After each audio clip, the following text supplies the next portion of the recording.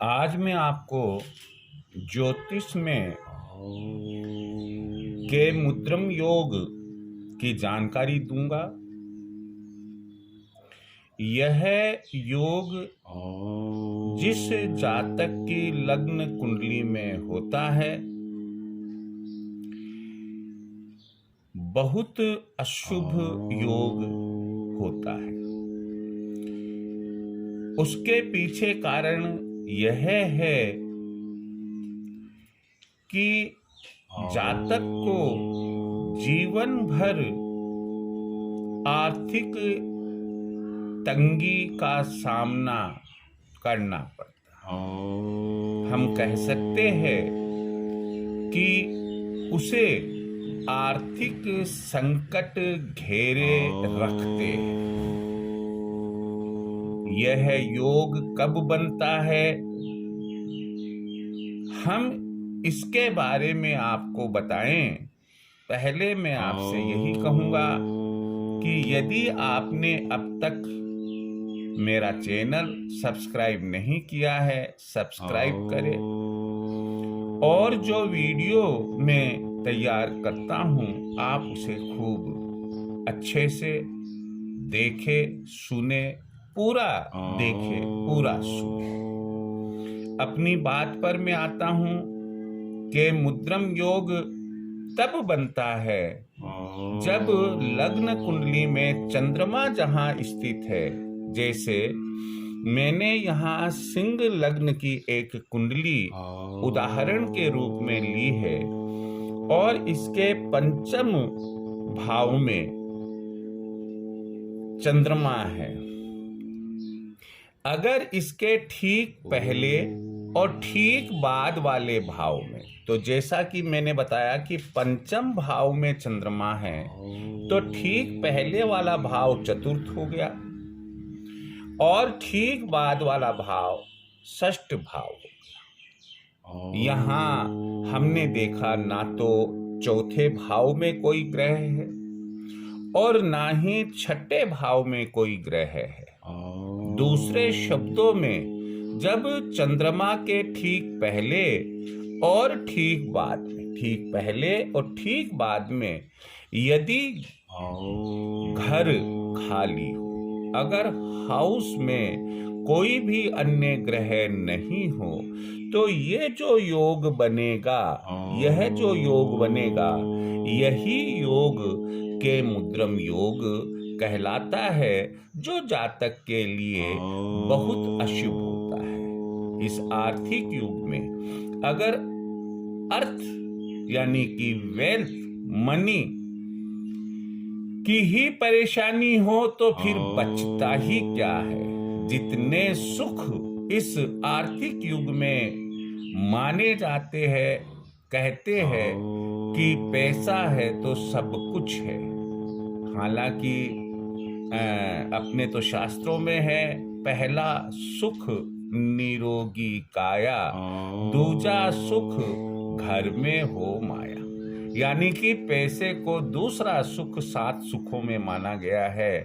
फिर भी वर्तमान कलयुग को यदि हम देखते हैं तो यह प्रथम स्थान पर आ जाता है। खैर, हम यहाँ 7 सुखों की बात नहीं कर रहे हैं। तो के मुद्रम योग तब बनेगा जब जहां चंद्रमा कुंडली में बैठा हुआ हो, उसके ठीक पहले वाले घर और उसके ठीक बाद वाले घर में यदि कोई भी अन्य ग्रह मौजूद नहीं है तो उस जातक की कुंडली के लिए हम यह कह सकते हैं कि वहां के मुद्रम योग है, जो एक अशुभ योग है। इसके कुछ उपाय करने चाहिए। अब सवाल दूसरा यह उत्पन्न हुआ कि क्या के मुद्रम योग भंग होता है।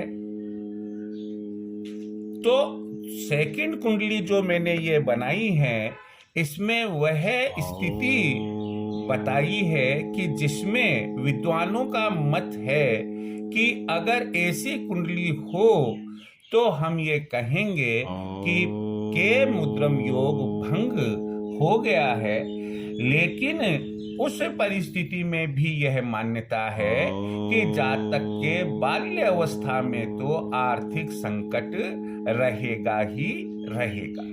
अब ये योग भंग कब और कैसे होता है, तो यहाँ हम पहली बात तो यह देख ले कि इस दूसरी कुंडली में भी चंद्रमा के ठीक पहले घर में और चंद्रमा जिस घर में मौजूद है उसके ठीक बाद वाले घर में कोई भी ग्रह नहीं है।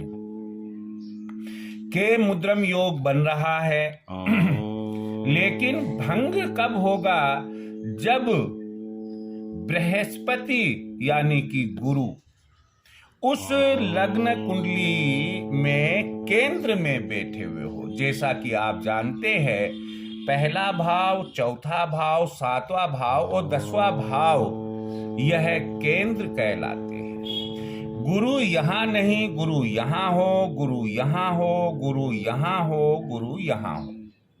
यदि इन चारों भावों में से कहीं पर भी गुरु हो, ये तो के मुद्रम योग है, तो इसलिए इसे तो हम छोड़ दें एक बार। तो 1, 2, 3 इन भावों में कहीं पर भी यदि गुरु बैठा हुआ हो तो हम ये कहेंगे कि गुरु केंद्र में है। तो ये मान्यता है कि के मुद्रम योग भंग हो गया। कब? जब के मुद्रम योग लग्न कुंडली में हो, परंतु उसी लग्न कुंडली में बृहस्पति यानी कि गुरु केंद्र में स्थित हो, बैठा हो।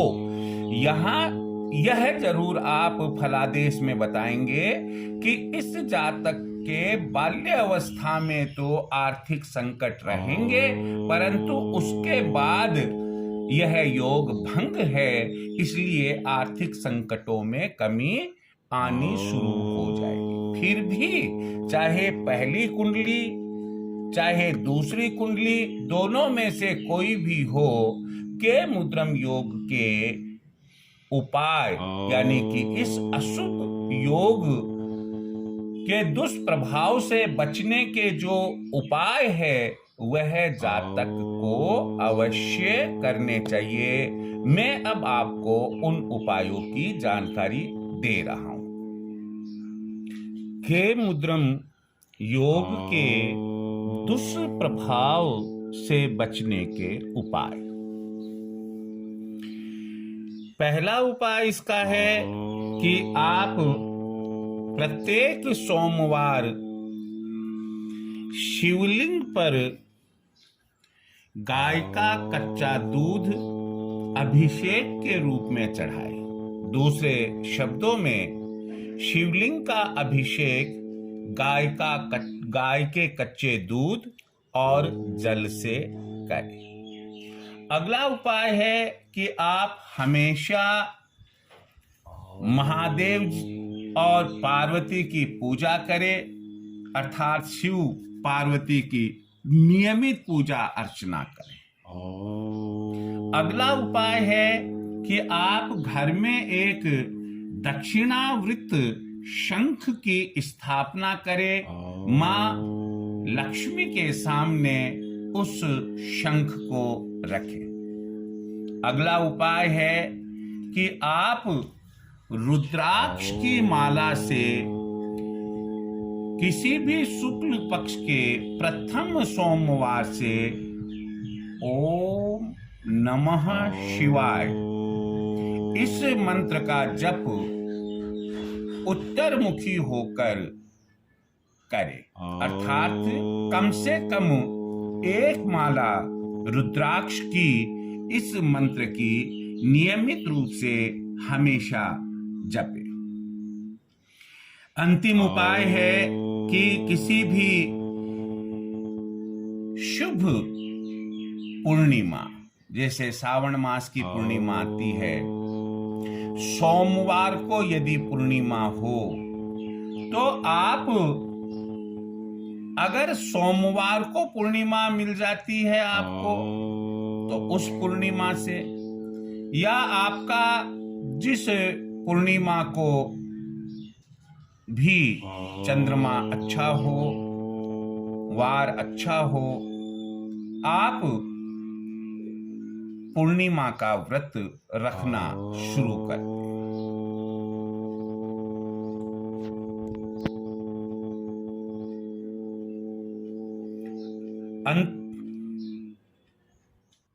अंतिम उपाय है कि आप पूर्णिमा का व्रत रखें। मुझे उम्मीद है कि आपको ये सभी उपाय समझ में आ गए होंगे और आप इनमें से आसानी से, सरलता से जो उपाय कर सकते हैं आप उन्हें करें। जय श्री कृष्ण।